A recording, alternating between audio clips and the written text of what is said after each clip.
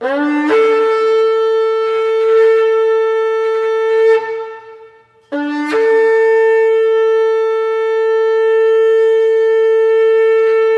and welcome to Branch of Israel. This is Rabbi Roger coming to you from God's beautiful country, Israel. I have to tell you that the last 2 weeks has been so spectacular that I have to share with you what the Lord has done. Our pastor friend Katrina Deason from Liberty Prayer Chapel in Hinesville, Georgia, brought a very nice group of about 10 people to tour Israel. In this group, there was a couple whom I had the pleasure of renewing their wedding vows on the Sea of Galilee. It was a beautiful day, and God made sure that His presence took center stage. It was so strong that even some of the secular crewmen on the boat took note. The captain of the boat, Daniel Carmel, has a wonderful singing voice, and he and I did not discuss what songs to sing about. Yet after I finished, he started singing Yeshua. It was like God was putting the icing on the cake. If you're not familiar with this song, then see the link I put in the description because it brought us to a place that felt like we were not floating on water, but in His presence.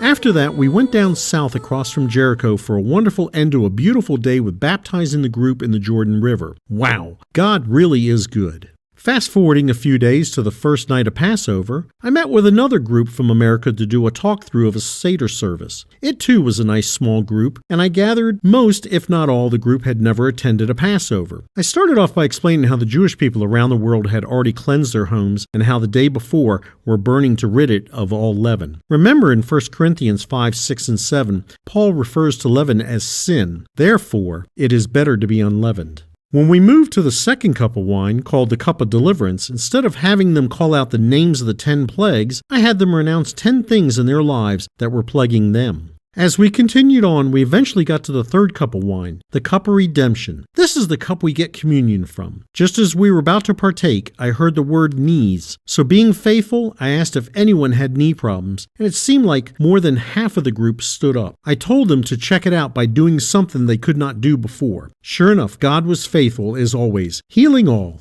There were some others in the group needing healing who I prayed for, and they too received their healing. But the best one of all was the lady who got a healing in her knees, and unbeknownst to herself and the rest of us, was sitting there rubbing her hand and suddenly realized that God had healed her hand as well. As I told her, the anointing was there and God was wanting to heal everybody of all. Just like right now, there seems to be a strong anointing for healing. Just reach out and claim whatever it is you are needing in your physical body. Then afterwards, thank Jesus for your healing and continue to walk in it the rest of your days. When you get healed, write me and let me know. Also, if you want to renew your wedding vows on the Sea of Galilee, then let me know. Again, this is Rabbi Roger coming to you from Israel, and thank you so much for listening. Lehitraot, goodbye, or see you again.